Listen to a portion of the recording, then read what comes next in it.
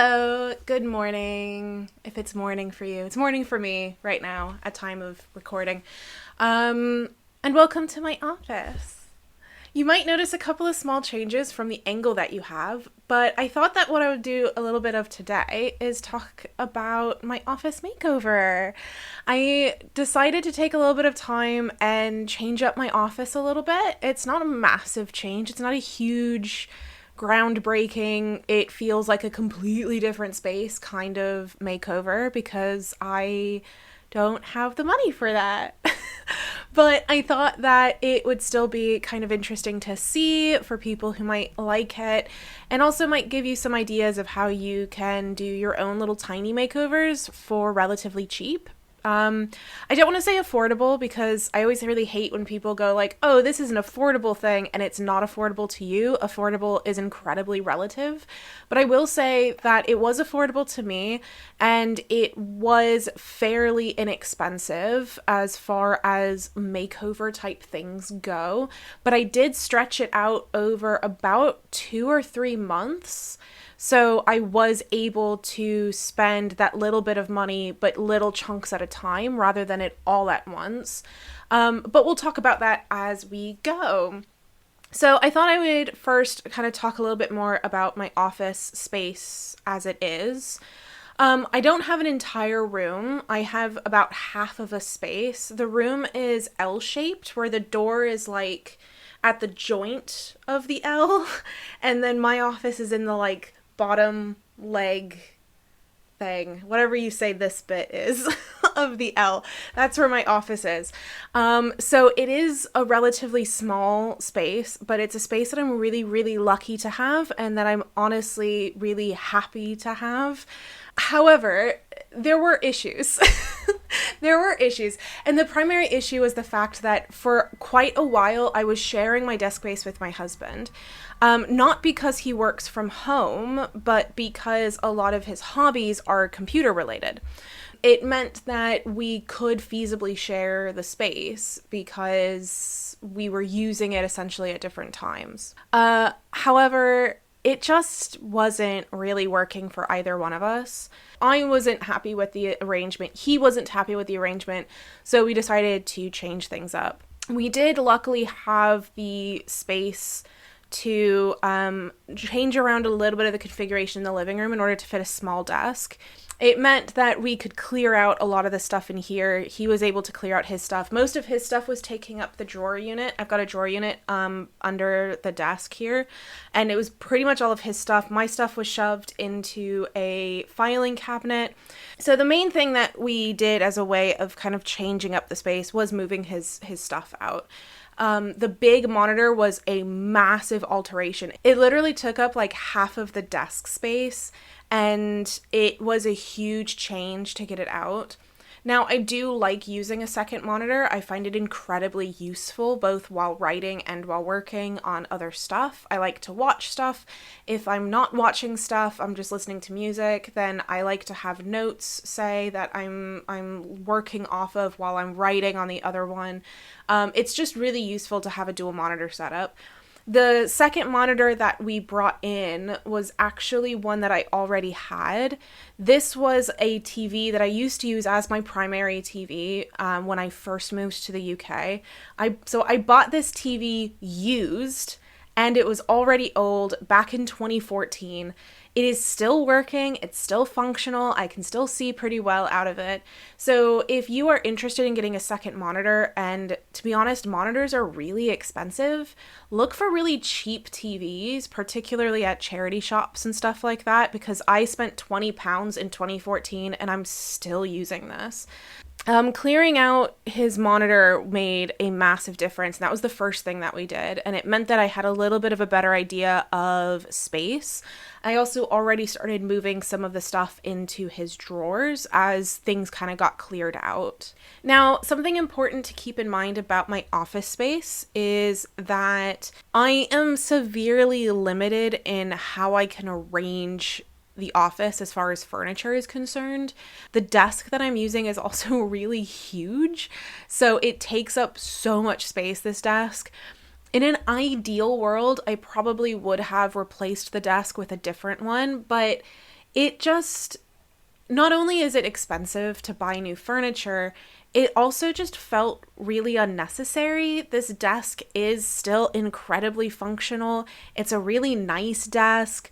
It's not broken. It's still serving its purpose. And it felt a bit silly to completely get rid and buy a new desk when it wasn't really all that necessary to do that. But I wanted to make the space work for me with the colors and the arrangements because I tried, man. I really tried. We have a floor plan app on a computer that I mess about with when we are moving around furniture pieces, because it's always nice to do that first before we actually physically move furniture. So I spent time messing about in that floor plan thing in this office, really trying to see, is there any other configuration of this furniture that works, that makes sense, that fits? And there's just not. I ordered some decorative items from Shein. I know, I probably should have done a charity shop. I was trying to do a charity shop run, and I did get some stuff from charity shops. I got 2 new plant pots for my plants in here. So I was able to get those for fairly cheap, but you have to kind of be on it for a long time, and I was getting really impatient. So I wasn't able to find some of the stuff, the decorative items at charity shops as quickly as I wanted. So I ended up going to Shein and I bought a couple of small things.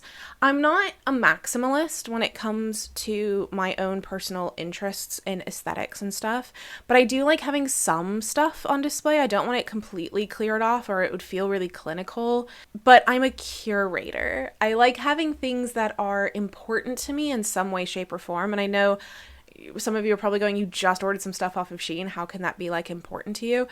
But important to you can mean all sorts of different stuff. So I do have some stuff in my office that is emotionally, I have an attachment to, but I also wanted some other items as well to help decorate the space and make it feel special.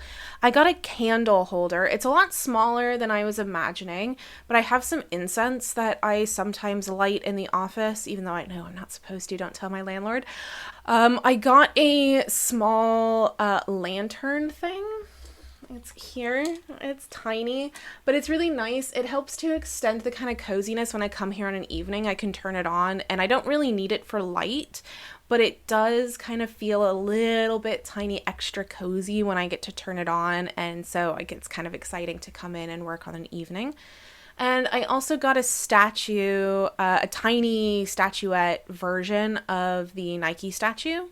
And the Nike statue is one of my favorite art pieces. It's so absolutely gorgeous. When I first saw it, it wasn't like already a favorite of mine. It was just a statue that I knew that was famous. It's whatever. And then I saw it in person and it just was so mind-boggling and so intensely beautiful, and it just completely changed everything that I thought about it. I just fell in love with that statue the minute that I saw it. And the other thing was that I was trying to debate for a while between getting a shelf to hang up on the wall that I share that has the kid on it, the back wall, or getting a set of shelves to go on top of my desk. I definitely needed shelves because I have a lot of books, and on one of the bookshelves, all of my notebooks were taking up the space, and I just needed the space for books because I've run out of bookshelf space. So I needed to remove some of that stuff. But as I kind of thought about it, I realized that I might want to do both. The number of things that I was thinking about putting on the shelves was just starting to get a lot higher than was feasible for either solution. One of the things that I did purchase and be able to put in my office was a kind of a adjustable bookshelf thing. So it's basically just like 2 weird shelves that sit on top of each other, and you can just move them to any configuration that you want. They're not like screwed into each other, which, whatever. But it works, and I was able to put a load of my notebooks on that, which freed up a lot of space in the bookshelves, which is nice. And we did end up getting a shelf to put in on the side. We tried to hang it up with command strips at first just to keep us from screwing it in, and it didn't work.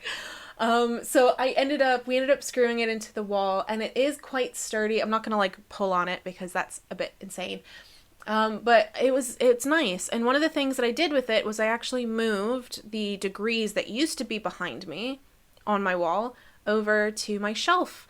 So this brings us to another really important discussion, which is how pretentious I feel decorating my office. So when I initially put up my degrees behind me, I thought it was a really nice touch. I thought it was a nice way of being able to remind myself of what I've accomplished. But then I immediately felt really self-conscious whenever I got on a video call because I was like, oh my God, does it feel like I'm like being pretentious or showing off or being like, I have degrees? You know what I mean? Like it just felt really weird to me. So I decided immediately that I was going to move them. And then I was like, oh, you know what would be really cool is if I get the covers of my books and put them behind me instead. And then immediately I was worried about being even more pretentious. So I had a really long, hard think. But I think the result is that I have to stop worrying about how things are going to be perceived by other people. Like, I know how my brain works, and while someone else might think that I'm being pretentious, I know that my brain doesn't quite work in that same way. I get really self-conscious about what I'm doing. When I'm in the middle of a project, all I can think about is that project. And so whenever it's not going well or I'm struggling through it or I'm just feeling really behind, I start getting caught up in myself and feeling like, well, I can't do anything. Because this sucks because I'm so hyper-focused on it. So I like to have reminders for myself of what I've accomplished. And I know that that sounds really weird. Maybe it doesn't. But if you're like me, I think you should have stuff in your office that reminds you of what you've accomplished. And the thing is that I have accomplished these things. And I'm trying... You know, I don't spend a lot of time rubbing it in people's faces or anything, so I should just be proud of myself. So anyway, I got the cover art of my books printed and I hung them up behind me. I know.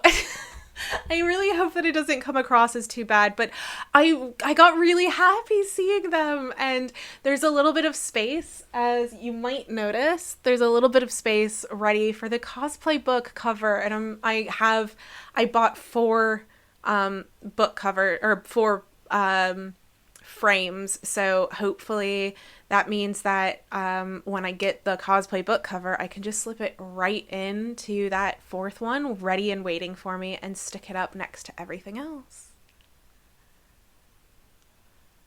God, I hope this isn't pretentious. Don't tell me if it is. Like, if you... So, like I said, there wasn't like huge changes. I was able to kind of move around pieces that we already had and things that we already had. I moved some plants around from different rooms into this room. I have a big plant shelf that I was able to take some off of and put it on the desk because, again, being at the desk, it just didn't feel cozy before. It didn't feel like it was a welcoming place to come in. It felt really cold. It felt very like cubicle-y. But yeah, so just to do a quick reminder, I'll do a little quick before and after. So the office before was a bit messy. I tried to get the video like as it actually was in the moment so you could see how it was. And then after, it feels a lot cozier. It feels more welcoming and inviting. It feels like a place that I'm really happy to go to. I pass it in the hallway like on a weekend or an evening, and I just get all smiley when I see it out of the corner of my eye. I'm like, oh, that's my office. So I'm really happy with it.